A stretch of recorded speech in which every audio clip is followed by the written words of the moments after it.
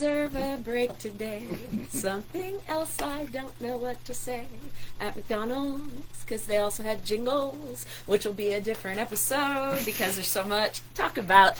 Alright, I'm hoping that everything went okay. Nothing like coming in right at the nick of time, making sure I have as much together as possible. If you want to talk about the level of serendipity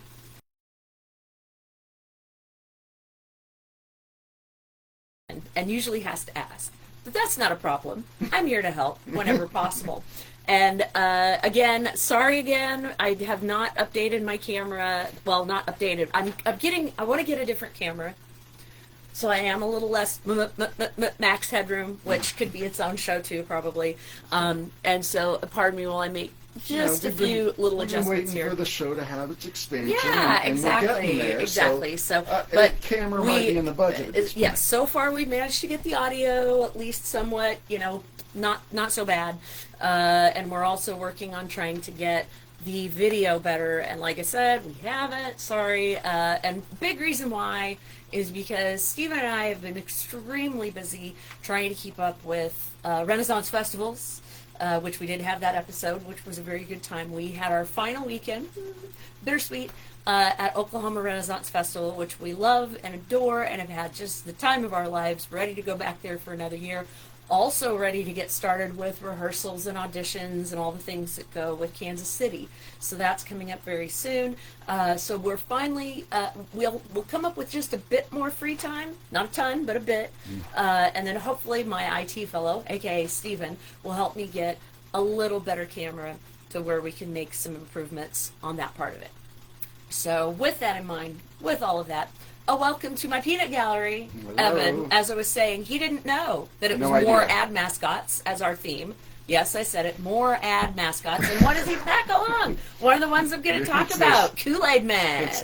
Oh, yeah! So he just breaks right in. Hilariously, I bought him because when you go to Dollar Tree, they have cheap socks, which I love, but they have very silly things on them. So I've had like Hostess socks, all kinds of fun stuff, Twister, things like that. So I found Kool-Aid socks, and I thought, perfect person to give them to. He's probably lost them already. I lost one. Yeah, it happens. So I might replace it. I don't know. They're only like $2 a piece at Dollar Tree. It doesn't mean it's not somewhere. It's just, no, it's not, and it's not a big deal. It's not yet found. And then it's also me realizing that I talk about certain mascots and other episodes. So of course we spent a lot of time talking about mascots of cereals because there are so many in the cereal episode.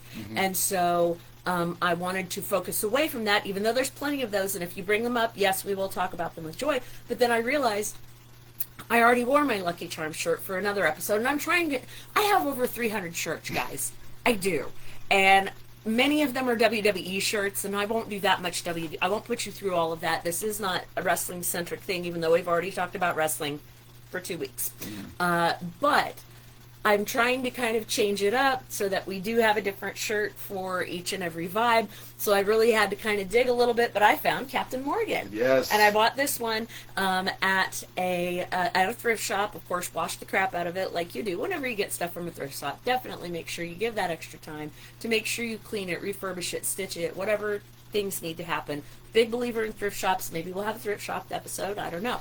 But I did find this, and I found this because I was wanting to get a shirt that would work well when I dressed as Jay of Jay and Silent Bob, because Steven dressed as Silent Bob, yes, which is hilarious because he's taller. But when he's got the beard and the backwards cap and the oh yeah, he definitely gets that vibe down. I've got pictures of it. I'll try and share at some point. So I had to be the talkative one, which is totally the opposite of what we do. But yeah, so I'm like trying to drop expletives and doing my best to keep up with the J-isms. But my daughter actually later dressed up. Oh, and my daughter has the long blonde hair, and so she did a way better job than I did when I handed her the rest of my J costume, and she bought the Berserker shirt. So the Berserker shirt is with her, but if I ever dress up as Jay again, I just get this one out because it's something he'd probably wear, yeah. Totally. So, and of course, Captain Morgan and the pose being what it is. And so, as I mentioned before, yes, Jill is a very good J. Crystal got to see that in person at the Comic-Con in Colorado that we went to. And I didn't even think about it until the next day when we're eating breakfast. Jillian didn't either. that there we were in Denver, just with her and Steven dressed as Jay and Silent Bob in Denver. Right. And so, they were a big hit, to say the very least, and got a bunch of pictures. To see Jill. Yeah, it was. I've got pictures of that too. I'll try and post pictures. Yeah, and you know how it is. Julia Pop should not be a linear thing. We should be able to still talk about all of the different episodes and topics and things that we've talked about before, plus add the new stuff that we talk about. And as I've mentioned before, we'll always, at the end of every episode, announce what the next episode will be, so do stay tuned for that. Thank you to all of you that have tuned in. Those of you, as you're tuning in, you're always welcome to jump in on the comments. We love your comments. We love getting a conversation started. That's part of why I like to do this live and not have pre-recorded stuff. Although I might go into pre-recorded, I don't know. But for now, I definitely want to keep that conversation. If we're pre-recording, we're going to do like skits and cut scenes and all that stuff. And you're not directing them. No. It will take 5 years for you to get 30 seconds. I'm aware of this. Thoroughly aware. Those of my friends are aware as well. Magical though when it happens. And Crystal said we still need to do a Daria and Jane duo. Yes, Crystal has a Daria outfit. That's fantastic. I am the Jane to her Daria, and she is the Daria to my Jane as best friends. And so someday we'll get that Jane haircut, and I can't be terribly far off from having it somewhere in the closet. I just need that good red jacket, right? And then we're all set.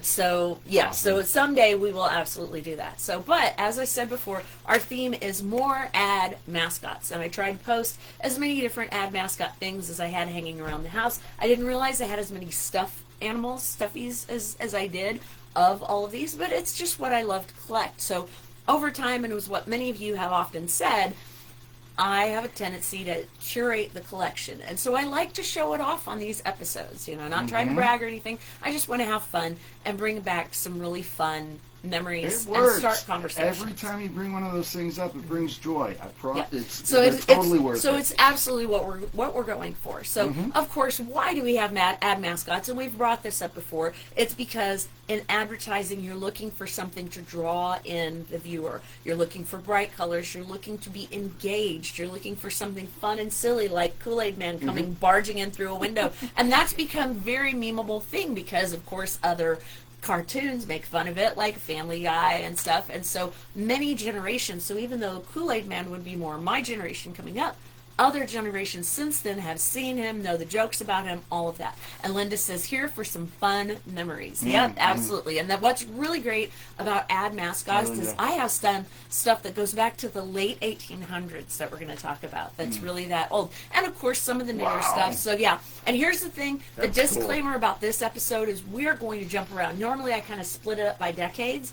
Not this time. I just kind of have the genres split up, like fast food, home food, around the home, that kind of stuff. So we have different separations, but I didn't really separate the years. So we're going to zigzag. We're going to be jumping around the timeline a bunch, and we're going to have some fun with it. Yeah, absolutely. Sure. And the thematic clusters are still there. So the other thing that we also want it to be relatable. Don't we all wish we could be a pirate? So that's why they ask if you got a little captain in you. Yeah, and people do the captain pose, right? Doesn't everybody wish you could just break through a wall with a smile? Yeah, and then have some Kool-Aid, some delicious Kool-Aid. And come with but that's the drinks. But the thing is in those commercials, the children are bored. They're not having fun. Yeah. Then they hear him, and he busts in, and it's a party. Yeah. And that's exactly the attention that they're trying to get. So this, of course, is appealing to kids. This, of course, is appealing to grown-ups. Yeah. And so we want it to be memorable. We remember these stories, and we want it. And over time, it becomes iconic. Yes, and it becomes iconic because you have your nostalgia, and you have all the way up into the modern day. And so he's still on the little packets of Kool-Aid. You still see Kool-Aid Man to this very day because of that. So we have some older ones that I didn't get to fit. I probably could have stretched to fit them into other categories, but our mascots begin as early even as the 1920s. Like I said, they go back even further, but the two that I had that are kind of off to the side are movie company mascots. Lady Columbia, the lady that stands with the torch at the beginning of all the Columbia pictures, she is similar to that. Statue of Liberty had partial inspiration from. Columbia is her name. Columbia Gem of the Ocean, so Columbia Pictures. And that was as early as 1924, and of course there have been many parodies of her. And Linda says, are you insinuating that I'm from the 1800s? No. No. But I mean, will tell we you would that ask we first. know, but that's the thing is, I'm big on little known facts. Many of the mascots we know and love came from the early 1900s, like Lady Columbia from Columbia Pictures. Also, what do we remember about MGM? Leo the Lion, and that lion's roar at the beginning of all MGM also came out in 1924. And then, of course, we have TriStar Pictures with the Pegasus running into the frame. Yes. So it's From there. the distance. Yes, you see it in the distance, and Yeah. then it comes right at the bigger. screen. Yes, and so TriStar Pictures is a more modern day one. And for some people, yes, it is a little bit scary. But the thing is those came out before any of us were born, right? But we remember them to this day. My generation remembers them. Linda's generation remembers them. Newer generations remember them as well. So one of the big ones that is chock full of ad mascots is, of course, fast food. And one of the first ones we bring up is Ronald McDonald. We Yes. all know him. We're As very lovable familiar as with he him. is creepy. Yes. Yeah. And so yes, and Ronald McDonald started out as a clown and was played by Willard Scott. For a time he was played. No, really, yeah. really. And it was Okay. funny because like this it was a legit role. Acting role. Yeah, Yeah. but the thing is the one we remember is the white paint and the red wig. He had like a box on his head, and a cup for a nose. What? And he did not have the full makeup on. So Oh, if God, you that's ever awful. look at Ronald McDonald, Willard Scott, you'll see it was pretty ridiculous. Well, late 60s into the early That's awful. 70s, they do a little more, and they do the white face paint, and they do the red wig, and then it's the Ronald McDonald that we all know and love. So the one thing that I did manage to come up with is I do have, funny enough, this is a Hamburglar bear, but he's a Beanie Baby. Yeah. So, like, let's mix up all of our stuff. So you can kind of see that there is actual Hamburglar here. Oh, wow. Yes, he's in a Oh, little thing. legit. But then this is our Hamburglar bear, thanks to McDonald's. And then, of course, we got our little cheeseburgers on the tie, like we do. And Crystal says, and that's when you start Dark Side to go with Wizard of Oz, The Lion's Roar. On the third roar is when you press play on the CD player. Right. Is the best way to do Yeah. it. So Yeah. that's always been the great suggestion. You could try it on vinyl, but you have to flip the thing, and then your timing's off. But yes, that is a whole other story that I am going to talk a little bit about what we want to do for some other ideas that I'm always looking for. So, but yes, that's the closest one I have to our McDonald Land love thing. this Now, tie. McDonald Land really started in 1971, and so you have Hamburglar, you have Grimace, which was actually, people always argued, what the heck is Grimace? They always called him Grimace the Shake. So I just thought he was just like a shake that had been like, but there weren't He very looked many like a purple bell. shakes. People said he was a tongue or a taste bud. And I don't know. I'm not sure. Looked It kinda was like a the popsicle. 70s. Maybe How like a- many of the people creating this do you think were doing a little something Yeah. that we were just talking about with Jay and Silent Bob? So, and now we're talking about Dark Side of the Moon. I don't know where this took a turn, but apparently took a turn. And yes, welcome to that generation. I'm still trying to figure out what he is. And no, and that's the thing. And then, of course, we had Mayor McCheese, You might call him Officer Grimace. Big Mac, and Grimace. And what was great was when the Shamrock Shakes came around, you had Uncle O'Grimace. What? Yeah, his Grimace's Even uncle. more confusing. Yes, and he was green, but the shape and size of Grimace, and probably had an Irish accent, and would announce the Shamrock Shakes. Doesn't Yes, sound and so appealing to then, me of course, at all. for the fillet of fish, we had Captain Crook. And so we also had, later on, we had the Fry Guys show up, the little, with the waggly little things and the googly eyes, and they Yeah. run around chasing and trying to steal your fries. The professor, there was a professor who was always trying to put together different things. And then when they introduced breakfast to McDonald's, Birdie the early bird, and she would like fly, and she wasn't very good at flying, and she'd wreck into McDonald's and then enjoy a breakfast for Birdie the early bird. Yeah. So, but we have wonderful 70s childhood weird fever dream memories of all of that. But we also had, and then when the chicken nuggets came around, we had the little nuggets, the cool Yeah, little that was nuggets, weird. right? Yeah, That was weird. And they would dive into Yeah. the dip. Yeah. They Dip were a little cups. too eager to be eaten, as far as Yeah. I'm So concerned. Crystal says she's heard both about Grimace, but most recently was the taste bud. Yeah. Taste bud. He's a taste bud. Yeah. If but that's true, that is the craziest yes. mascot idea. It's a weird one. It's a weird one. Yeah. But again, it was the 70s. I don't know what to tell you. But one of the big ones that came along in the 80s, and we would be remiss if we didn't mention him when it came to McDonald's, Mac Tonight. Do you remember Mac Tonight? He had a big face that was a quarter moon.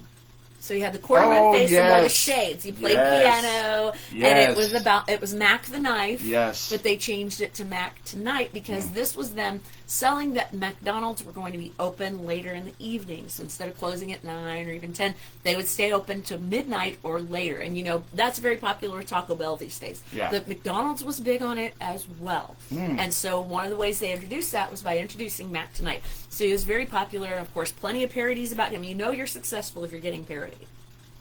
Pure and simple. So he started in 86 when I was in high school. Yeah, I'm old. Yeah.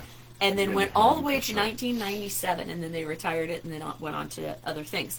But I have always loved those. Again, very fever dream. He comes floating in on a cloud with his piano and plays the song for Mac Tonight. And people all of a sudden start showing It's up. very chill, yes. Now, of course, we know the Burger King, right? We know him. He used to be a cartoon character. Then for a while he was a human character. Now, lately, we know him as the creepy mask dude, right? Right. So creepy mask dude really came along kind of more into the late 80s, early 90s. But there was a time when there was a physical, with a regular face, Burger King. And from about 1976 to 1980, they competed with McDonald's and their McDonaldland creatures with a little group called it was Burger King, and they had Sir Shake-a-Lot to answer for Grimace, no, right? I'm thinking of the Burger Thing. Aqua Teen. Yes, and Aqua Teen got these ideas from these characters. They really did. You've got to see that. We did not script that. I'm not setting her up on purpose. No, I bring him in not having studied on any of this because I enjoy the reactionary everything. Yeah. And Burger Thing would steal your burgers. Sound like Hamburglar? Yeah, probably it does. And then we had scarier version. And then we had and we had the Duke of Doubt and the Wizard of Fries. I hate the Duke of Doubt. So of course, like all of these different characters, they were trying to make it royalty. So like McDonaldland, you had like the really silly characters, but they were trying. I'm not sure. I'm not sure. Like, how does Doubt benefit them? Or maybe it just auto. Changed when I was trying to type it in. No, but I'm not sure. Okay. I'm not sure. I'm not doubting it.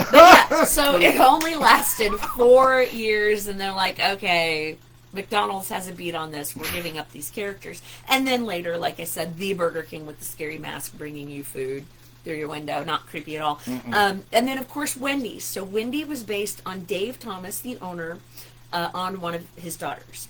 And had cute pigtails and all that. So She's they turned exactly her into a Pippi Longstocking, though. There are elements of it, Yeah. yes. And so Wendy's was definitely, trying to come up in the burger game. So, of course, we have a certain Dave Thomas himself would speak to the camera. Right. Dave's original, Yeah, he was all cool. of that. Yeah, and so he became not just the owner, but he became the face. Yeah. And then Clara Peller, Where's the Beef Lady? Was a big thing in the 80s, and it was this little old lady, these little old ladies, there's so much blood I remember loving and that not for enough so long. beef, and she's kind of going blind, and she's kind of going deaf, and she would just yell out as loud as she could, "Where's the beef? Where's the beef?" And it Where's became the beef? so popular and so overused. There were "Where's the beef" shirts. There was a political campaign where one of the older President Bush would say, "Yes, but with his campaign promises, where's the beef?" And everybody's like, "Yeah, I love that. I'm going to vote for that guy," because he used a commercial. Yeah, so like I loved it for so long that I'm disgusted by the idea of it now. I completely understand. And then, of course, we had Taco Bell with the Taco Bell Chihuahua. Viva la Revolution. I miss him. Yeah, I know. And what was funny is he was a girl. Okay. A girl dog named Gidget. And also played my the God, part I miss of Gidget even and more. also played the part of Bruiser's mom in Legally Blonde 2 when we had to go save Bruiser's mom because she was getting animal tested on. This and we needed dog to had save a her. career, Right? Like Gidget was a big deal. If there is an animal, there probably is a famous Animal Hall of Fame. I'm sure Gidget's Oh, in it. totally. Yes, and I hope so we didn't stuff yes, it up. and Crystal says Sarah Michelle Gellar did Burger King ads when she was like 5. So yes, Leah Thompson was like a teenager behind the counter for Burger King ads. There's lots of really famous people that got their start in ads, as actors in ads, and you can find so many of them, tons of YouTube videos that will lead you to exactly where you can find what you want. And Sarah Michelle Gellar as a kid in a Burger King ad, and she's just a tiny little I don't remember that at all. Yeah, so definitely worth looking up. Now, Sonic is another one that, of course, when the Happy Meal came out, McDonald's was one of the earliest in having a kids meal that also came with a treat, or came with a special toy that went with all of your food, and it was kid size everything. Well, there are the Sonic kids, and so I have this lovely little Sonic kid thing that my kids had, and you could turn it into a train. Every time you'd get one, you'd get another one that you would add to the train. And I did not grow up with Sonic. Like, yeah, we and did so not have and what's Sonic cute here. is that these will actually, this one will actually move. See, when I move the wheels, this little guy moves. Like I don't remember any of this because I did not grow up with a Sonic. Yeah, our state. Yeah, and it was in the Midwest. Sonic started in Oklahoma. It's cool. But the one that we adults tend to remember, the Sonic guys. Do you remember the two guys that would sit in the car eating Sonic? Okay, so that went from 2002 to 2020. Yes. I do remember and it's two that. comedians. And here's a fun story. Let me count the. 1, 2. I am only 3 degrees of separation from Pete, because it was Pete and TJ, and they got hired because Sonic is a very Midwestern kind of thing, and it's branched out more, Midwestern Southern kind of thing. So they're based out of Chicago. They were part of Second City troupe. That makes sense. And so I have a friend, Shane Kennedy. It'd be cool if he was watching, but probably not. He does not social media hardly at all anymore. But I met him in Springfield. He had friends that had moved. He grew up in Texas, lived in Springfield, met me, moved to Chicago, where one of his friends was also in Second City, who ended up married to Pete. And I actually got to meet Pete just as he was getting famous, just as the Sonic ads were taking off. And I think I even told him, hey, saw your Sonic ad. Those are really funny. Oh, thanks, man. That's just pretty cool. So it was him and TJ. So it was Pete and TJ. And that lasted, like I said, for 18 years. So it was kind of a neat thing that I actually got to meet one of the Sonic guys. What was the bit? So basically it was just them with whatever the new thing was. It's like if they had new sliders, if they had a chicken sandwich, or if they had a jalapeno poppers, and they just let them do improv. And it was funny because they were funny improv guys from Second City. Yeah. So good move. Yep. So, and Crystal said you had In-N-Out in Cali, and then we do have them in Colorado now. So I hope In-N-Out makes this direction. They're amazing. I think Sonic showed up in our area eventually. Later. In maybe the last 5 years I was there. there. And here in the Midwest, because of Patrick Mahomes being from the South in Texas, where Whataburgers were, we didn't have Whataburgers until fairly recently, but he kind of was part of the impetus to get that pulled around. It does happen. So so fast food has definitely started to be less regional, more nationwide. In-N-Out has no mascots, and it does not have it's never had kid-based meals. So no, it's just so it's the definitely best burgers, different. though. So, and of course, one of the more rare ones that people don't talk about as much is Arby's, trying to get into this game, had an oven mitt that we talked to. It started back in 2003. I remember that, but I never heard it. Yeah, it didn't last I don't think it lasted very long, but he was the Arby's oven mitt. Yeah, I don't remember if he had a name. I didn't get that far in the research. God, the ad guy would have been so deflated by you. Let me tell you. Yeah, sorry. Let me tell you guys. When I come up with the themes, I don't spend a whole ton of time studying except the week leading up. And I make this little piece of paper based on all of the research that I've done in that week, picking all of the fun stories or the funny things. That is what I do. So yes, I found the Arby's oven mitt, and I'm like, yeah, I remember that. Let's just add him on there. Because that's the thing. Arby's was definitely about, it's slow roasted and all of those things. And so those were kind of the little things. Now, here's an interesting one. We talked about Dave Thomas talking for Wendy's. Colonel Sanders was a real person, was in tons of his own ads. After he died, they still used his iconic image. And now they have cartoon Colonel Sanders. Now they have people like Matt McConaughey. We talked about him last week. All right. And he has become an icon above... What mascot? Colonel. Ric Flair was a colonel? Do you remember? Oh, yes. Okay, so Colonel Sanders was not a real colonel, but he was a Kentucky colonel. Becoming a Kentucky colonel, had a very different set of rules, and maybe we'll do a separate episode of that. But Stephen and I got off on a tangent talking about Colonel Sanders this week because, again, I study up. It's like being a Kentucky colonel is just something that's bestowed on you. Got on a it's tangent honorary. But colonels, Kentucky colonels, are an honorary thing, and because Colonel Sanders got so popular in Kentucky for Kentucky Fried Chicken, he was bestowed the colonel as a title, as was Ric Flair. And Ric Flair was popular enough in Kentucky for having wrestled so much there. So he's a colonel too? He's a Kentucky colonel as well. Colonel Ric Flair. Colonel Ric. Amazing. Yeah, so, but Colonel Sanders, like I said, went above and beyond and is not just a real human being that has become an icon now. A staple icon. Colonel Sanders, you're wrong. Remember that? And again, if you get parodied, if you get parodied, then you know that you've met it. Now, here's another side one that we're going to talk about. So we're going to talk about this, then put a pin in it for something later. The Dairy Queen lips. Have you ever noticed that the Dairy Queen, like, swoosh looks like lips? Well, they steered into that. And in 2006, you have just a face. You know how, like, on Rocky Horror Picture Show, it's just the lips?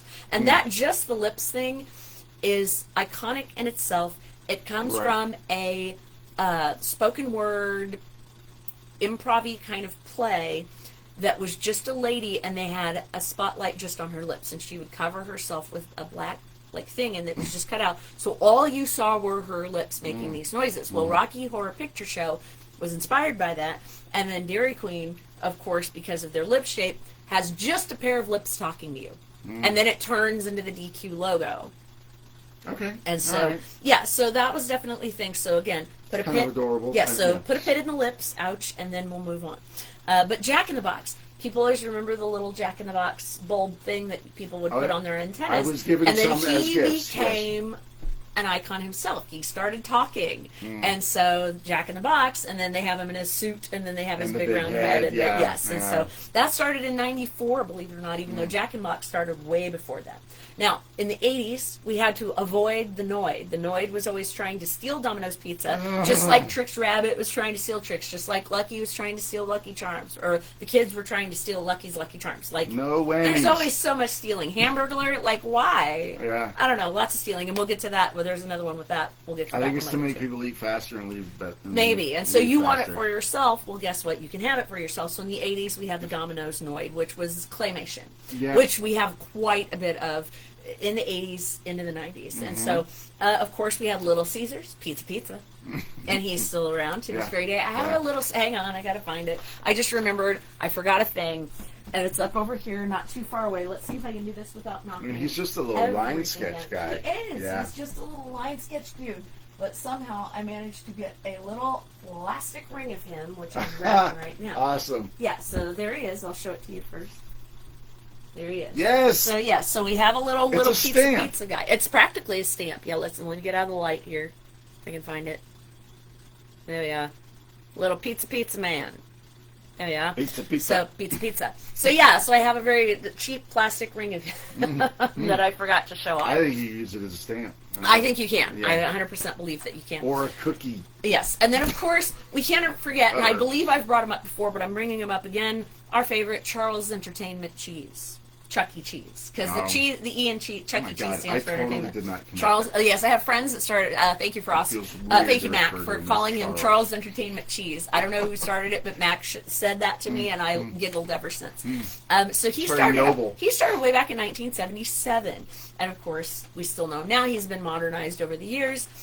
We also have Bob's Big Boy. You want to take it back? 1937 was when Bob's Big Boy started. And did you know that he has a girlfriend named Dolly that looks very similar to him in girl form? She didn't come out until 1956.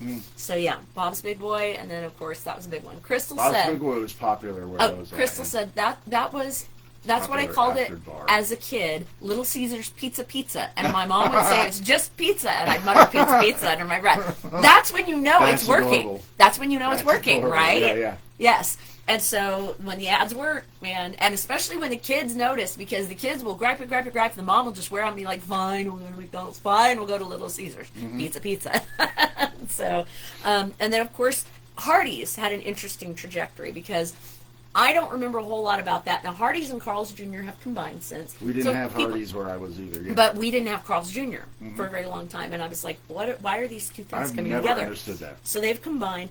Carl's Jr., the star, started way back in the 60s. And at Hardee's struggled trying to find kids' meals and cartoons as well. And they had Gilbert Giddeyup and Speedy McGreedy. Why do you think they named him McGreedy? Yeah.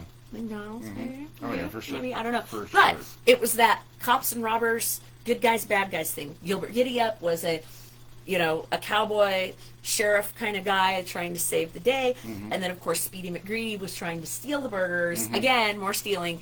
And Gilbert Giddeyup would save the day. And Hardee's always had very Western kind of theme, Western feel, Western flavors. And so that's what they went with. And it didn't last very long. I noticed there was different sandwiches that they got there. Oh, yeah. And it didn't last very long.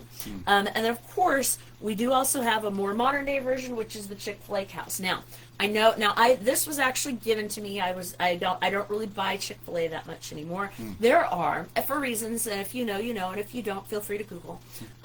But I will tell you this: I have been enjoying the not Chick-fil-A sandwiches that Quick Trip has are actually quite good. Okay. They're quite good. They have that juiciness. They have just the bread and the breaded How many times you gotta plug that to get money? I don't know, but I ended up getting this little guy, which of course says eat more chicken, and it's the cows not wanting to get eaten. So because when you eat beef, and so of course they're spelled really badly because how many cows do you know that went to grammar school? Quick Trip spells itself bad too, right? Q-I-K. Yeah, Q-U-I-K. Yes, they do. Yeah, but Quick Trip does have a delicious chicken sandwich. I highly encourage you to try it, and you can tell me I'm wrong if you want to. Try it and tell me I'm wrong. But I do love some good QT. They're just handy. They're good, and it's so much easier. Broaden out into and other friends, offerings. side note, we've spent a lot of time on the road, Stephen and I, in these last 6 weeks with our 4.5-hour drive down to Oklahoma, 4.5 drive back. We get some fast food. Yeah, we do. Yeah. But it's so much easier just to go to Quick Trip and go to the Roller Grill or get a sandwich from them because, friends, I don't know, and maybe I'm just going to all the wrong places, but fast food these days just isn't fast anymore. It takes forever. I swear we sat for 20 minutes at least 4 or 5 different places waiting for our fast food that just isn't fast anymore. So Quick Trip really stands by the quick part of Quick Trip. Yeah. And it tastes pretty good too. I walked in and they had this like 2 roll plus a medium drink. Yes. For $5 and a bag of chips. That's affordable when you're broke, like some of us. That feels like college. But yeah, so this was our Chick-fil-A. So our Chick-fil-A cows came out in 1995, totally and here recently I've just been introduced. So I was.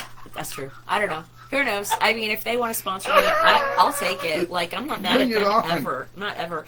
So Whataburger, being fairly recent here to the Midwest, we have Whata Guy. And he just looks like a cup, like a Whataburger cup. I'm pretty sure. Yeah. I think that's who that is.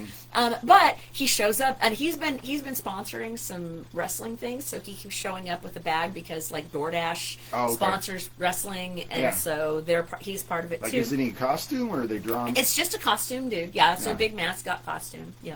Okay. So and then of course we do have Fred the Baker as far as a real life mascot. Fred the Baker for Dunkin' Donuts. And people thought he started in the 70s. He didn't start till 1981. He was the sleepy man who was dressed in his Dunkin' Donuts outfit at his home going, time to make the donuts. And it's dark outside. And he opens the door and he's sleepy, but he's going to make the donuts. And then it's one of those, you've heard the saying where I'm so busy and so tired, I catch myself coming and going. Like you see yourself going by. Sure. And he does that because they have a split screen where he opens the door. He's like, I already made the donuts. Yeah, I don't know this one. No, so time to make the donuts. So yes, that was. I'm gonna look it up for sure. Yes, and he's the sleepy-eyed fella, kind of older middle-aged guy.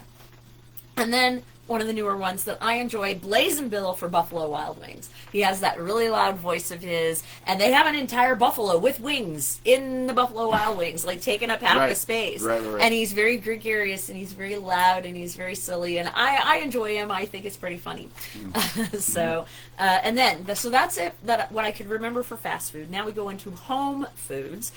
So Betty Crocker, let's talk for a minute about her. She's not a real person. People think she is. Now I managed to find, I have some very old stuff. See this lady here? She is a conglomeration of what people think a housewife would look like at that given time. So she was made with AI. She's the 80s. This one is the 80s, 90s. Yes. Before AI was AI, my friends. She was made that way. And so I've got a couple of pictures in this cookbook. And, of course, we've got the Betty Crocker logo and the Bisquick cookbook, which is fun. So it's a 90s thing. Oh, this is just some pictures of the racing family. So these are wives of racers because we've got a NASCAR tie-in, and this is like Patty Petty. So that's Linda Petty. Also, members of the Richard Petty is here on the front. Okay. Yeah, all right. So the racing. So there's the theme. There. Yeah. So it's a racing family. So it's like their parents. I thought they were all like Betty Crocker, Mario racing Andretti, cookers, Nancy Andretti's right there. So yeah. So lots of tie-ins with that.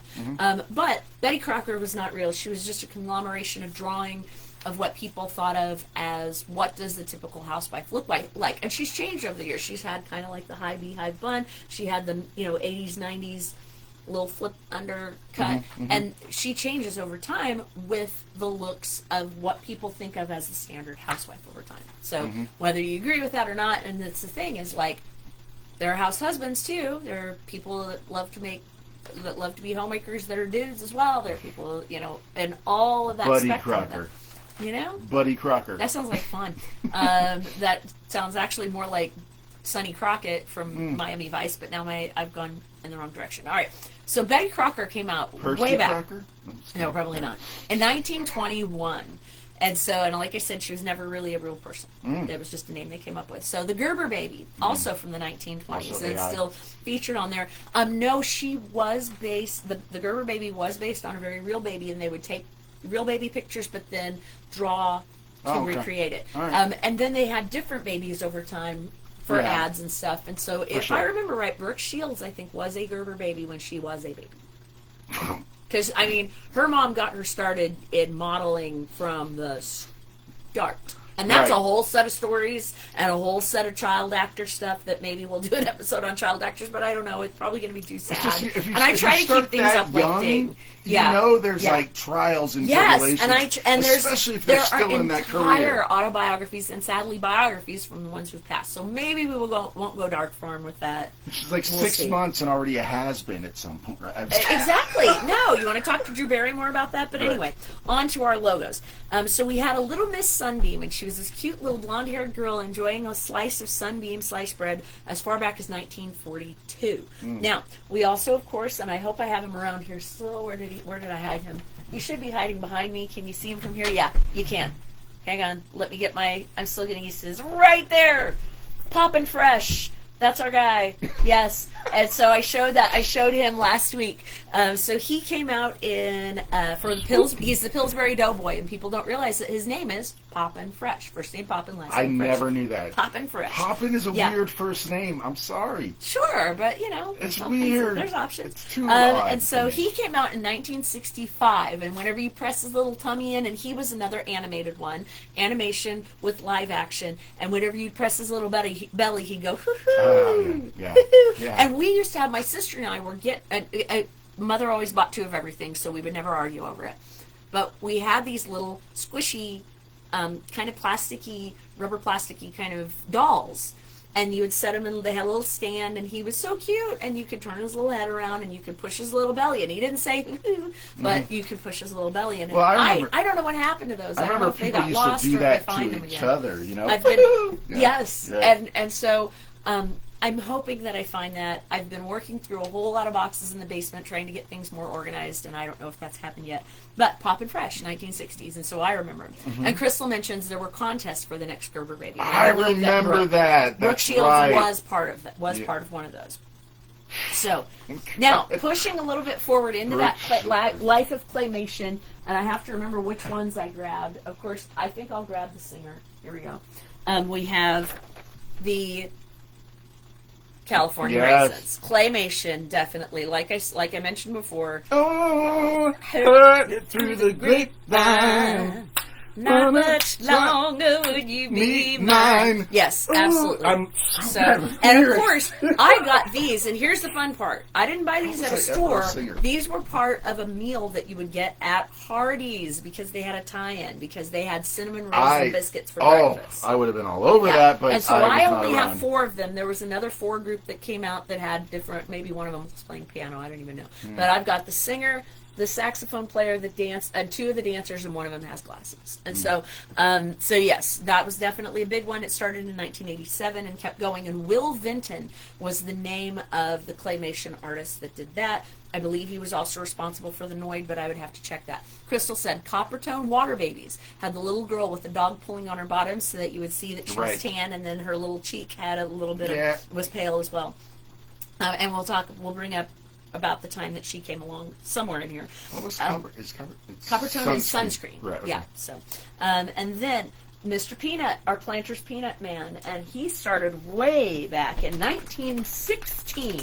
That's why all of these look as old as they do. And I try to, like I said, I know I'm getting some glare on there. But yeah, so definitely. We're actually looking into getting a better camera. I know we are. I promise. We talked about that for like 15 minutes at the beginning. Well, and that's the other thing. I try not to forget stuff, but it looks like at Halloween time for the Sonic Kids meals, I had a little. Oh my God! Plushies. I missed so many amazing so I got a little Sonic ghost, toys. Little ghost, little mummy, and a little pirate guy. I don't have a favorite. This little pirate guy even has the little. I don't have a favorite. That's how much I love them all. Yes, I do not have a favorite. They're pretty great. All right, so yes, this is how it's going to go. We're just going to skip around. Okay. And then all the way back in 1915, you know the little girl on the Sun-Maid raisins? She was based on a very real model, and she was a spokesmodel. She would go around to different places, different events, state fairs and that, and she was the Sun-Maid girl. And she'd come with dressed in her bonnet and all the other things, and she'd give out free Sun-Maid raisins. I mean, that's marketing back in the day. Still on street level. Yes, so I'm sure she changed over the years, but she is still on there. Speaking of another old one, the Jolly Green Giant. Green Giant. He started out in 1928. And in the 70s and 80s, they had a little one called Sprout. And he sold some of the more things to make it more kid-friendly, to get kids to eat their greens, which was dang near impossible. I didn't touch green foods for a very long time. Yeah. I tried peas once when my mom buttered the crap out of them, and then I kind of liked them because of all that butter. Subconsciously, I think Jolly the Green Giant is a villain, like subconsciously, because and maybe Little Sprout is the one that got the kids talked into eating the greens. Yeah, maybe. In my mind, I'm thinking he just meant ugly, nasty food. It's coming. But one of my personal favorites, and I really hope I've got this somewhere around here, was Pringles. Our Pringles guy. Yeah. For a little while, he didn't have a name, but they named him Julius Pringles. And it's not Pringle, it's Pringles. Is his last name. And he came out in 1967. Another chip guy was Chester Cheetah, and he was very 80s, right, with his cool shades and everything. And and so one of the ones that I had, and I showed you guys the picture of, was W.C. Frito. And we'll talk about another Frito mascot, but he's in a different location on my little book. But I do at least want to grab this. This is a rubber eraser. And, of course, this isn't erasing anything anymore, guys. Oh, yes, and Crystal says the Brawny is a giant as well. The Brawny Giant is based on Paul Bunyan. He brought nice things, like stuff he helped clean up. He'd reach his big giant hand down and clean up all your big messes. Oh, God. With his Brawny paper towel. Yep. He never showed up at my house. But this guy right here is based on W.C. Fields, and he's W.C. Fritos, and he is always trying to get Fritos. And look at that, he's got his little pinky up, holding his little top hat, and his cane. He's a very fancy man, and he was based on W.C. Fields. Oh, the nose. Yes. Yeah. Yes, and so this was an eraser, but over time, I'm sure I'm not even going to try erasing with this guy, because how cute and how cool is he? Yeah, so I'm not about to ruin that one for any reason. But I think I also have Julius Pringle around here somewhere. I feel like they just... Oh, there he is. Hang on. I just keep... This is literally what the magic room is. It's filled with so much crap. And we just try to show off as much as possible. So here's a picture of Julius Pringle. Hopefully if it hasn't locked up and I can get the glare off of it. There he is. With his little mustache and his eyebrows. Right, yeah, okay, yeah. Yeah, so that's Julius. On like every can, I don't even notice him anymore. Yeah, and so what I just showed you was actually a plug-in charger device. item that I found. I don't know, for cheap. So at Dollar Gen or Target or something. So then something is here. So about WC just about Fritos everything. came along in 1969, and he replaced another character that we'll talk about under a slightly different topic. Okay, so we've got Blue Bunny ice cream. I've got them right over here. So Blue Bunny ice cream was actually more regional to Iowa, but they had a little stuffy, and so this is actually the second one I had. The first one I had, I think, fell apart, and I don't know if I was unable to sew him back together or what the deal was, but I've got a little Blue Bunny, and it even says Wells Blue Bunny. So he's an official one, and I just think he's cute as can be. I get him out at Easter the way time. His ear one goes back. Yeah. Yeah, right. So he's pretty great. And then we have the Campbell's kids. They are 1904, and these cute little pudgy, chubby cheeked kids, and good. And so they would say that quite a bit. They were on all kinds of stuff as early as 1904. Crystal said, but the commercial with the flying mustaches was weird. Amen. I don't like that. I love Pringles, but why flying mustaches? Stop it. Yeah. That's kind of jumping the shark a bit. And then, speaking of shark, we have Charlie the Tuna for Starkist. Yeah, and he was like cool, right? He came out in 1961, very jazz era. Like he's just so cool. And he was trying to be cool enough to be in Starkist. I don't think he realized it was going to get him eaten. Like, don't try to be that. But he wasn't cool enough to be in Starkist Tuna. And his good friend, cousin, whatever, Catalina is the name of the mermaid from Chicken of the Sea. Okay. Now, the character came along in 1952. Nobody named her, though. So they had a naming contest when Chicken of the Sea got to its 100th anniversary, which was in 2014. So they started the company in 14, had the girl on the cover in 52. 100th anniversary for a company. That's crazy. Right? Long lasting. And so they named her Catalina. Very SoCal, Southern California kind of thing. Catalina Island. Yep. So and so whoever did it won like $10,000 from him. Yeah. So and of course we remember the classic Mr. Owl from the Tootsie Pop. Yes. Who eats it after the third crunch. Does it take? 3.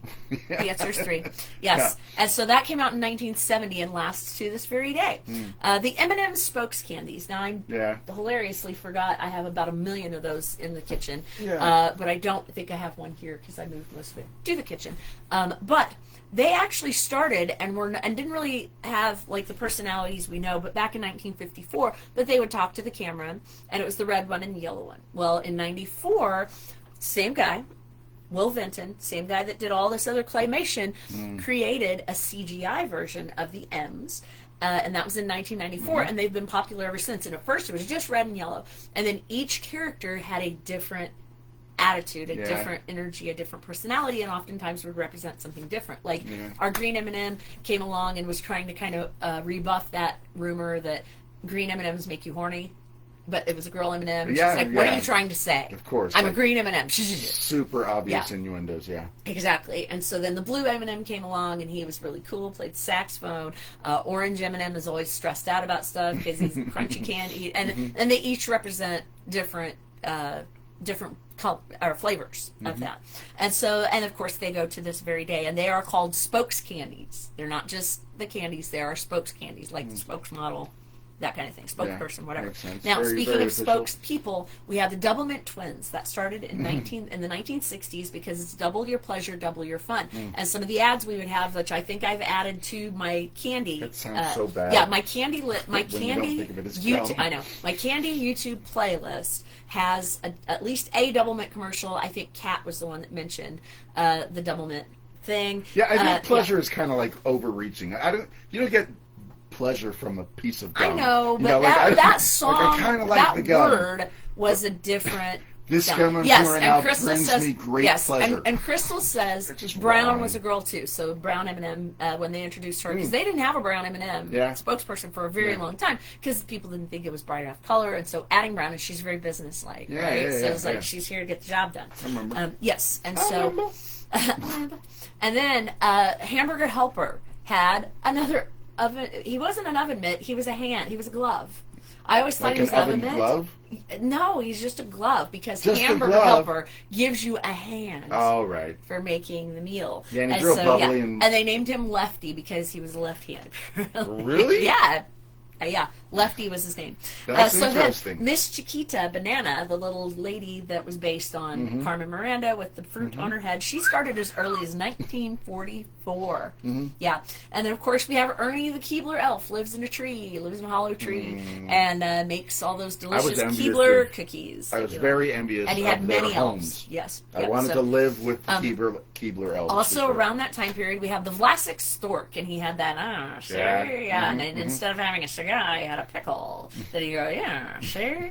And that one was, what episode did we do that? We did that in another episode. Me into this world.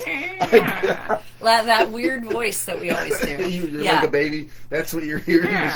That's the first sound. I'm dropping you off. You're getting a pickle. What's that baby's first sound after that? Now, remember how we talked about the lips, right? The little rubberized, the lips? Well, Twizzler for a very short time. And hilariously, like, AI misses a lot of stuff, you guys. ChatGPT misses a lot of stuff. I asked it about the Twizzler lips. I'm just doing searches. And whether I want to see the AI result or not, it keeps kind of flying at me. And I just scroll past to get to the real meat. Google has that little, Yeah, and so when I'm trying to go through that, scroll down a couple and get to the ones that really are going to help you understand. They still do the original box of, like, suggestions. But you have to kind of get down to it. Yeah. So please, my suggestion to you, to get the more accurate information, which I really try my best to do, that's where that comes from. So the Twizzler lips did exist. They are on my candy playlist on YouTube. I'll try to repost that again on the Julia Pop page. I remember the Twizzler lips, I think. Yeah, and he's like, it's Twizzlers makes mouths happy. And he would say that, and I always love to, Twizzlers makes mouths happy. You need to, okay. So let me tell you a story, and maybe I've told the story in one of the episodes before, but when you're at the Oklahoma Renaissance Festival, there is a separate time period at 4 p.m. every day where they have the 21 and over smoker. We tell the dirtiest jokes, like not PG-13, PG-21. We tell dirty jokes, they drink, they smoke. And it's, where is this? It's in Oklahoma. Okay. And it's at 4 o'clock every day that we have a fair. We have that. Well, that's where all the dirty jokes are. So when people start getting to where they're telling dirty jokes in the lanes, I would yell at them, save it for the smoker. Save it for the smoker. It's somebody else, I'm sure, said that, and it just stuck in the back of my head. So anytime someone told me a dirty joke, save it for the smoker. Save it for the smoker. So, sir, save it for the smoker. That would be really hard for me to understand the context of. But now I've told you the story, and now you know. So I have 9 minutes, and I haven't even made it to the back page. So let's get cranking. So there was a Laughing Cow cheese. She started as early as 1921. Other cows that sold dairy products would be Elsie the cow for Borden. She came out in 1936. Hilariously, a lot of different colleges would give special fake but degrees to her. She was the doctor of bovinity. She was the doctor of economics. She was the doctor of human kindness. And then she was the queen of Dairyland. So she had a lot of extra things. Now, she, hilariously, interestingly, was married to Elmer the cow, who's on the front of Elmer's glue. Because apparently you use the same bovine situation to make the cows. I don't know. But they had a family that sold Borden as well as the glue. And it was Beulah and Beauregard, and then they had 2 more children and named them Larrabee and Lobelia. What? I don't know. This was in the 40s. This goes and the 50s. Deep. I had no idea. Yeah, so these are the things. And then, of course, we have the Blue Bonnet Margarine Girl. And she was very cute, very pretty, and they had a model be her for a while in 1948. Now, there was also something called the Morton Salt Girl, and she had her little yellow dress, and she had a little yellow hair in her ring. Still like costumes, I think. Yep. Yeah. And in 1914, she came out. Now, we have to take a second to jump off the trail here a little bit and talk about Kansas City. Now, Morton Salt used to be based out of Chicago, and things got really expensive for them to have their home headquarters there, so they moved their HQ to Kansas City. Kansas side, totally fine. Then they also decided that they were going to have naming rights for the brand new amphitheater that just opened probably yesterday or tomorrow, something. It's happening, but it's called the Morton Amphitheater. Well, they had this huge announcement, and everything was going to be a big deal, and they told all of these, they sent an email to all of these social influencers in the Kansas City area saying, show up at Union Station, you will not regret this. There's an exciting moment happening, and it was just like a PR firm that sent it. I heard this, yes, yeah. So they all show up. We have apparently currently in Kansas City, there's a guy that looks like Andy Reid that does posts, and there's a girl that looks like Taylor Swift that does posts, and all of these very famous, like there's stay-at-home moms, there's all kinds of fun stuff. A bunch of them showed up, had their cameras at the ready. Social influencers. Yes, then, at Union Station at 12:45, like they said, and like about 13 or 18 of these girls dressed as the Morton Salt Girls come walking out. Some of them have umbrellas, some of them have guitars, some of them have drumsticks and stuff, and they come marching out to this like marchy kind of music, and they stand there. Everybody's like, okay, cool, what's happening? So for about 30 seconds, the girls on guitar have this very basic little sway that they do. The girls with the drums are going like this. They're not actually playing. They're just kind of shaking. They're not actually playing? No. And then there's a girl with the tambourine who's just kind of shaking the tambourine. She was probably the one with the most, rhythmic accuracy. And the other girls are just kind of tapping side to side, tapping side to side. And then after about 20 seconds or so of that is over, then they walk away. That was it. That was all. And so it went viral, but for the wrong reasons. And so a couple of the Kansas City people were like, WTF did I just see, mate? And so... But we all know about it So they now. ended up apologizing, and in apologizing, sent another email to the influencer saying, yeah, we kind of flubbed. Oops, here, have a couple of tickets to your show of choice at Morton Amphitheater. So they got tickets out of it in the end, but it was a little lackluster. And they only planned for this like a week ahead. It's Northtown, like towards Riverside, towards Parkville. And that it just direction. opened? It opens like now. It's like either yesterday or tomorrow. Is it all sports? Or no, it's music. It's music. Yeah. So cool. like Kesha's gonna be there, Billy Idol's gonna be there. So yeah, it's pretty sizable. Oh, I gotta like see it's him. gonna be fun. So I don't know what the first one. Never thought I'd have the chance to see Billy Idol. Yep. Yeah. And now he's on tour. You probably do. We'll figure it out. Yeah, we got yeah. So, but that's my aside. Sorry, I've already taken too long. And of course, we have the Gorton's Fisherman from 1964. Chef Boyardee was a real person, and then they decided to paint him and then put him on the front of those. Mrs. Olson was a real person who was based out of Iowa. She came from a place not far from where my first husband grew up, and she sold Folgers. So she would talk to new up-and-coming couples, and she's like, I just can't get my coffee right. Well, here you go. I'm the storied, the lady next door that will help you make perfect coffee that your husband will love. Very old school. Very old school kind of stuff. But that particular town had their water tower, very small water tower, painted and put a handle and a spout on it so it looked like a coffee cup. Yeah, cute. And it was a cute white little Swedish city with all of the houses painted white with the blue shutters, and the town is about this big. It's very small. Can we just live there for like a week? No, you get tired of it. It's too far away from everything. It's like over an hour from Omaha, which is the nearest big town, which isn't even So Crystal says AC/DC will be here on my birthday. Off topic. Yes, and they're coming back. And I am glad that Crystal and I saw AC/DC in 2010 before too many people of AC/DC had gone, unfortunately. But yes. So then we also have... Yes, true. And so we have the Sailor Jack and Bingo for Cracker Jack. That's one that also goes back to the 1910s, 1920s. Going into the 70s and 80s, when you had Hubba Bubba Gum, you had the Gum Fighter. And he would come out and blow a bigger bubble, and the bubble would pop. And the guy that he was going up against had a smaller bubble. It was like, no! And it was like, showdown I remember this, yes. Okay. Yeah, and so then, of course, later on, we had Cheezosaurus Rex for Kraft Macaroni and Cheese, the Philly Cream Cheese Angels. They would sit on clouds and eat their cream cheese, and they were very similar to me to Mother Nature. Mother Nature in chiffon margarine. It was very, I can't believe it's not butter, without being, I can't believe it's not butter, because she's like, she would taste it, oh, this is delicious, tastes like real butter, and they're like, it's not real butter, and she said, it's not nice to fool Mother Nature, and then lightning strikes and all that. That was in the 70s. In the 90s, we had Bush's Baked Beans, Roll That Beautiful Bean footage, and Duke was that wonderful Irish setter type dog that would do that. So now, around the home. We have Happy Hot Point, which was a cute little lady in a cat costume talking about hot point stoves. That was Mary Tyler Moore in 1955 before she got famous for all of her TV roles. Yeah, Dutch Boy, the paint boy, was 1907. Mr. Clean, which Crystal was friend. Her mother was friend. Her parents were friends with one of the models that Mr. Clean original was based on 1958, and he would fancy calling himself, I was Mr. Clean, Yeah, it was Mr. Clean. And then Speedy Alka-Seltzer in the 1950s, the first little animated character say, pop, pop, fizz, fizz, oh, what a relief it is. His name was Speedy. Tuffy Tooth for Colgate, which I had already posted a pin of, so it was this cute little tooth with face, like anamorphic things where they would take something that was inanimate and make it animate. Yeah. And Clive, welcome to you as well, and said, has Domino's Noid been mentioned? Yes, we did mention him in our claymation and our fast food section, and he, like Will Vinton, like he created the same guy that created our raisins, also created the Noid. Yes, and he has indeed been mentioned that we should avoid him. I remember seeing them together.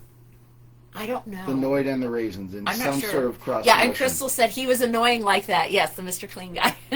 Oh, yes, there we are. Tom Perigo was his name. And so, yes, and he would go on and on about how he was Mr. Clean. But anyway, and then if you know the movie Grease, you might remember Brusha, Brusha, Brusha, new Ipana toothpaste, and it was Bucky Beaver would sell Ipana toothpaste back in the 1950s. And then, of course, we've mentioned her before. The Copper Tone Girl came out in 1944. And she was, like, with her little bathing trunks, and the dog was trying to tug at her. And you could see where she was tan, not burned, but tan. And it's like, oh, you should use, and so it's like, you should use Copper Tone so you don't get burned, but you get tan. It's such a weird thing to scold a child about. Yeah, well, it was the dog. It was the dog kind of tugging at her. It was very oops. It was very oops. The dog wanted and then, of course, some sunscreen. of the human ones that we know, Mr. Whipple for Charmin. He would always say, "Please don't squeeze the Charmin," because the housewives would be squeezing it, and he lasted from '62 until 1989. Because it was so soft. Right. Yes. And he's like, please don't squeeze the Charmin. And so Rosie for Bounty Paper Towels. Bounty was the quicker picker-upper. And so she was in 1970. And then later we had the Charmin Bears in the 2000s, which was the takeoff on is is this thing real? It's like, it's a comparison. Where it's like, does a bear poop in the woods? The answer is always yes, because he's in the woods. But the Charmin Bears became that. And they were in the 2000s. And then, of course, we have the Energizer Bunny that goes on and on and on with his little batteries and his little bass drum. That was in 1989. People think it was earlier than that, but it was not. Now, we go all the way back to the 1920s. If you look at Ever-Ready batteries, you'll see a little cat with a little zigzag of electricity on him. He came out in the 1920s. Oh, wow. And then we also had Buddy Lee for Lee Jeans. He was an icon in the 20s for the children's wear, but in the 90s they came back and they would show him and they would have him say things in voiceover. So a little weird, a little closer. Weird. Yeah, it was a little closer to the weird Burger King guy, mask guy. Yeah. It was similar to that. And then in the 60s and 70s, we had team were going creepy. Yes, and we had in 60s and 70s we had the Maytag repairman, the loneliest guy, because no one ever needed him because Maytag lasted forever. And so Crystal says, is that where Bucky's got their mascot name? I don't think so, but maybe there's a lawsuit at hand. I'm not sure. And then of course we have Snuggle Bear. Isn't Snuggle cute? Yes, Snuggle fabric. That's my favorite. Yes, that's a big one. That is my favorite. And then we also had, where'd we at? Sorry, I lost my place because I'm running out of time so badly. It's crazy. Oh, yes. And, of course, whenever you were having Old Spice used to be a sailor. Well, then it's like, the man your man could smell like. Look at me. Now look at your man. Now look at me. Now look at your man. And he's riding a horse backwards doing something ridiculous. And he was always breaking that fourth wall. That's adorable, yeah. Yeah. And so trying to get people to do that. Now, of course, another animated one were the scrubbing bubbles for Dow Bathroom Cleaner. What's funny is that it was called Dow Bathroom Cleaner, but because the scrubbing bubbles were so popular, they changed the name of it to Scrubbing Bubbles. Right. Yeah, yeah. And, of course, we have the Serta sheep. When you're counting sheep and you can't count them, when they hit their 85th anniversary, I got an 85 Serta Look at the eyes. sheep. I know, his little googly eyes. Not scary at all. Yeah. No, and he's one of my big favorites as well. So insurance, travel. I'm running out of time. We're going to have to just rattle them off. Enjoy. Okay. Now, the Michelin Man has a name. Bibendum. I promised you that I would tell you his name. He started all the way back in 1894. Yes, Crystal, I did say the Energizer Bunny. It did freeze up for a second on you. If it did, the Energizer Bunny. Yes, he came out in 1989. A very big, very popular one. Just kept going. Like, it did. Everywhere. It did. Yeah. And of course, we have the Fruit of the Loom guys that were dressed up like the grapes and the leaves and everything and the apple. So they were very popular. Morris the cat for 9 Lives. We actually had a small orange cat that was a stray around our house, and we named him Morris based on 9 Lives. He came out in 1968. Pets.com, the sock puppet. Remember him? He didn't last for very long. The .com boom kind of went crazy. Nipper for RCA. He started out as a painting in 1898, and it was said his master's voice, and it was a little dog looking into the gramophone because it sounded so real. And that was where it came from. And then in 91, they had another one called Chipper that was trying to sell CDs and CD stuff for RCA.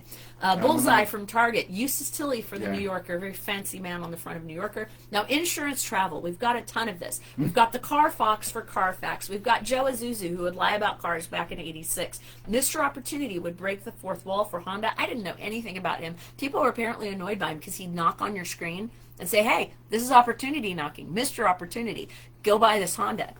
I had that one kind of whooshed just right by my head. I didn't realize. Is so aggressive sometimes. And then, of course, the Kia Soul hamsters. They'd have the little hamsters running in the Kia, dancing around and that. Progressive, Flow, all of the insurance icons, so many. Sure. Steven said, when my son was born, he looked just like the Michelin Man. Many of them do. They're all like pudgy and like full of royals. Yes, that is exactly what happens.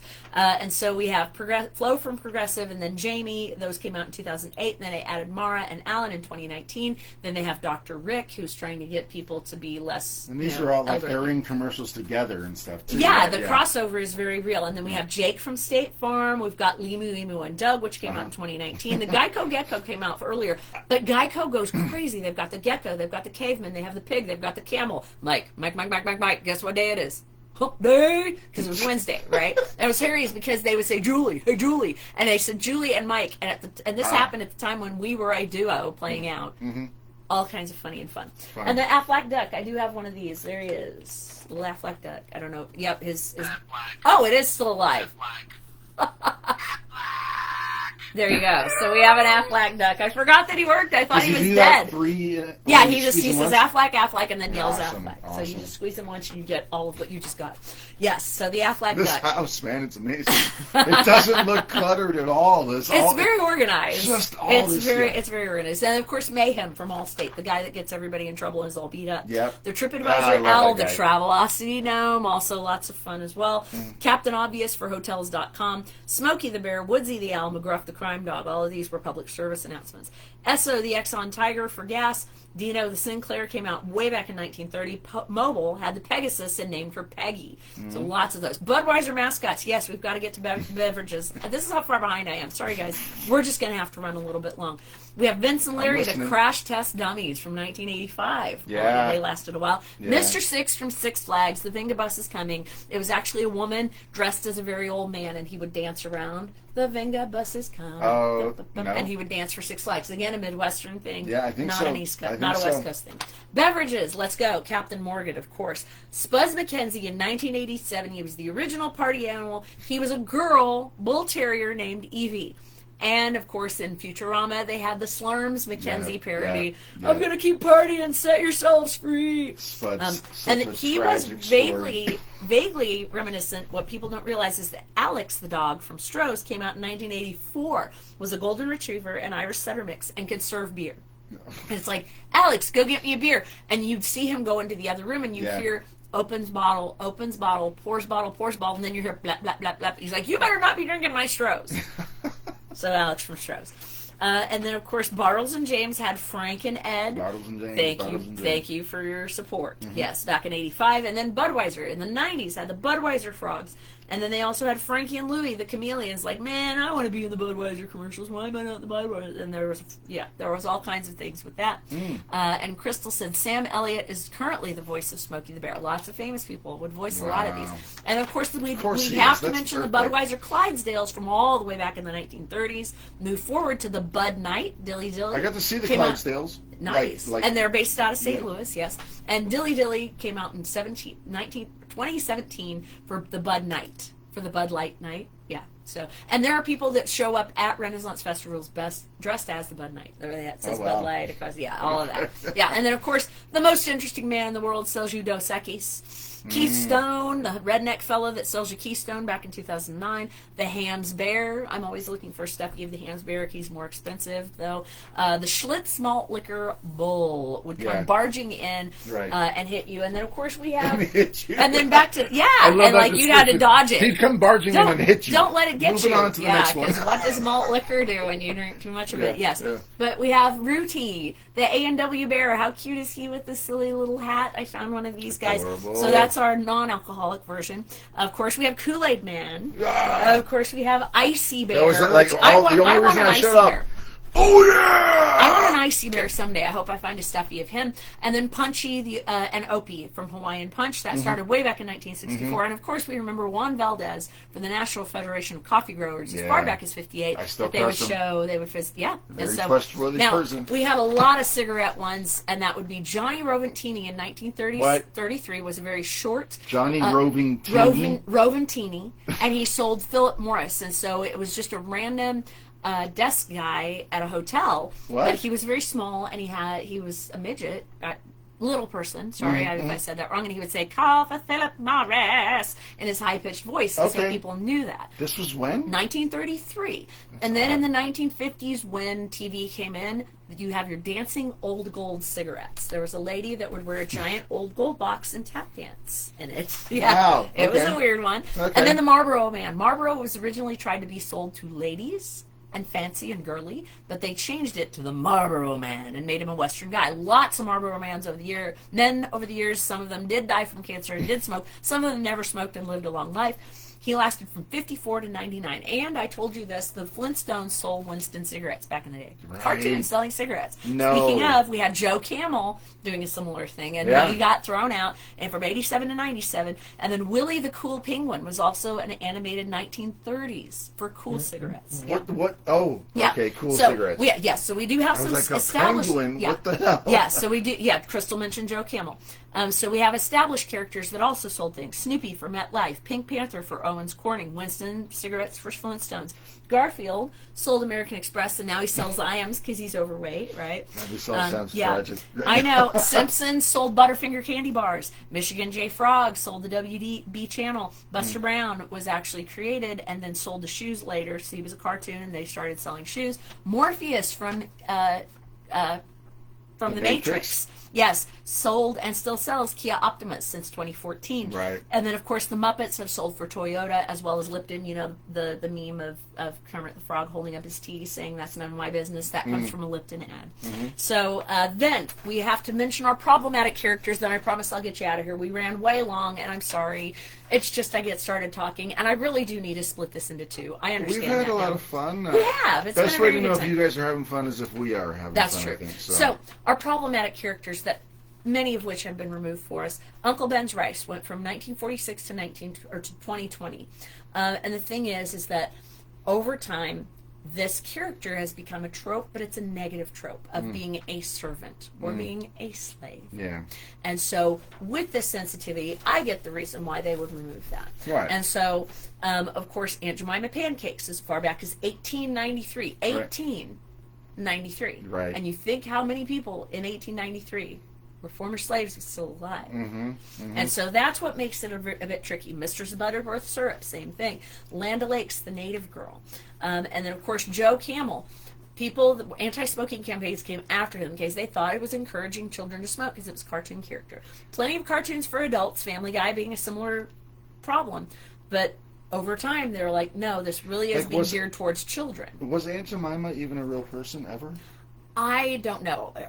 Many of her drawings were based on real person. Okay. Yeah. So, it wasn't like a secret recipe of Aunt Jemima. So somebody else. I promised you this story. We were talking about how W.C. Fritos, he came along in '69 because 2 years prior, the Frito Bandito. Yeah. With a Mexican accent, stealing your aiming guns at you with the pistolero bandoliers. Never mind. Trying to steal your Fritos. Nope. In 1967.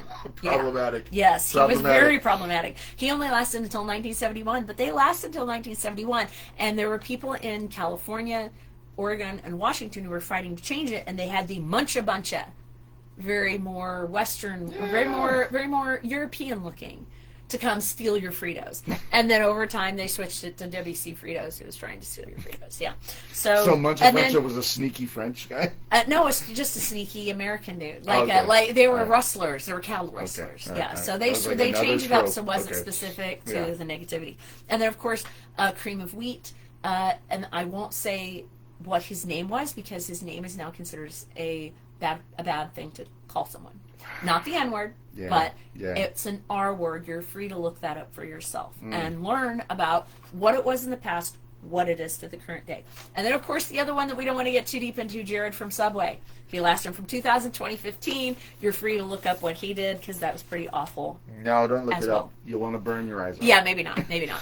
So those were the problematic ones, and that finally tops our list. I've taken it 13 minutes over. I'm very sorry for that. I was ready for another section. So let's see here. While I hold my Trix Rabbit and my Coca-Cola Bear. Yes, because they're some of the ones that I mentioned in other episodes, but I had stuffies of. So with this in mind, we are going to mention what next week's and I do not know. theme is that he does not know. I'm titling it. I'm giving it a title. I haven't not liked anyone you've brought up, though. Good. Well, yes, still the problematic ones. But it is our favorite toys. And we're kind of going to do 70s, 80s edition, although there will be plenty of toys that you might remember. Look at my very old Viewmaster from the 1970s, right? Now, what's cool is some of these old 70s ones have made a comeback. Look, I've got a little water guy. I won him in a contest of some sort. Our favorite old toys. Right? Don't you remember playing with these little guys? How much fun was that? That thing takes me back to when I was a child. And in my husband's stack of stuff, I've got this Merlin toy. What? Look at him. I don't know if it's his or his kids, but it got passed down to where it was in with all of his kids' It was stuff. like a game, right? Yeah, yes, and it's like a little handheld, and I don't know all the details. It was a quiz game. Yeah, there's quizzes and stuff, and so it's start, and it's just things are so much simpler right so, yeah, and that you was dial your up only your choice. Yeah. Now, and it was and so I also brought the oldest toy that I had that was a hand-me-down to my child. And I think I've got the year in here. Does that say, what year does that say? 1984? Yes, so I got this when I was 14 at the local Five and Dime in the town where I currently live. Cry right now. And I passed this one down to my daughter, and you can see how she's very worn and she's very pilled up. This nose of hers used to have fabric over it. Now it's just a little piece of plastic. Well, my daughter really took to this, and we made her. We had a little bracelet, and we put little letters. I haven't even seen the face yet. I never named her. My daughter, when I passed it on to her, didn't name her, and her name is Cassie Kitty. And this was her treasured doll that she would bring back and forth. And when, of course, her dad and I went through our split, this was the doll that she kept, and so I, of course, kept it when she out. It's very Toy Story, right? But I hung on to Cassie Kitty because she meant something to me when I was young teenager, and it meant something to my daughter. And of course, Cassie Kitty, and my daughter named her years later. I didn't have my daughter until I was 28. And this was still a little stuffed animal that was around. So what were your treasured animals? I want to hear your stories. Send me pictures, send me videos of all of your favorite toys, games, whatever these things were that you play with. I'm going to try to post about games I have. I've got a Stay Alive game that maybe we'll take a video of us playing so you can see what it's like. We'll look at my clue. Stay alive, like staying alive? Stay Alive is what it's called. So and we've played it. No, we've played it before. You may not remember that's the name of it, but it has marbles, and you have to pull the little triggers that make the marbles. That's cool. Yeah. So we're going to talk about those. So guys, I have lasted this 15, 16 minutes longer than I should have, and sorry for that. It happens. I get it. Maybe I split this into 2 videos. I don't know. But guys, thank you for joining me. All those of you that are watching live, those of you that are watching later, thank you. If you're watching later, feel free to go ahead and post any comments that you have, and I will answer back to the comments. I'm also going to try and as quickly as possible get this pushed up to YouTube as well. I'm trying to get everything saved over YouTube for those of you that don't have a Facebook format. So thank you so much. We're going to talk about our favorite toys next week. Yours, mine, ours. If they don't hit the 70s decade, it's fine because I played with my dad's cap gun. My daughter played with my doll from the 80s. Let's talk about those that do get passed down, but let's talk about the ones that we had fun with. Slinkies, Rock'em Sock'em Robots, all of those. We're going to talk about some fun ones. So feel free to join us in the conversation. Thanks again, as always, for joining us on Julia Pop. We will see you next time. See you next time. Yeah, we'll talk about games. It will be a good time. I will see if I can get all of these put That sounds wonderful. Yeah, it's going to be a good time, I think. So I love that idea.